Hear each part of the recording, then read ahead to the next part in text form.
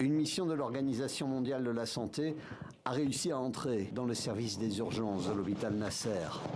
Les lumières sont éteintes, comme tous les appareils médicaux.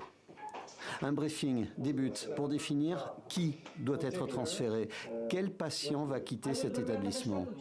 Il faut agir vite, les choix sont faits via les communications radio entre l'hôpital et le centre opérationnel de l'OMS.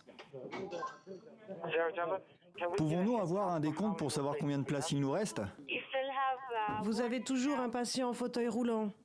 Un patient sur un brancard peut être transporté directement dans l'ambulance.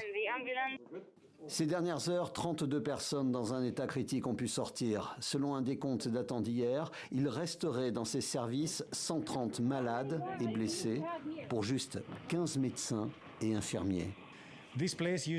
Cet endroit permettait de reconstruire les membres des patients qui auraient autrement été amputés. Aujourd'hui, ce centre n'est plus opérationnel.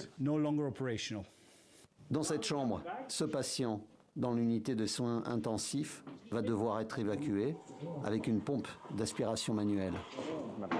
Nous avons été choqués par ce que nous avons vu dans le complexe médical Nasser. Il y avait des déchets partout. L'électricité ne fonctionnait pas. Elle ne fonctionne toujours pas. Certaines parties de l'hôpital sont endommagées, voire gravement endommagées. La pharmacie centrale qui faisait partie du complexe médical Nasser et qui fournit des médicaments et des fournitures médicales à tout le sud de la bande de Gaza a été détruite. L'armée israélienne affirme que ses soldats sont rentrés jeudi dans cet hôpital sur la base de renseignements selon lesquels des personnes y seraient retenues en otage.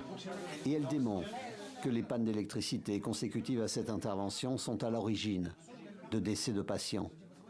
Après avoir reçu 2 refus, les équipes de l'OMS ont pu venir dimanche et ce lundi pour effectuer, tant bien que mal, ces opérations de transfert.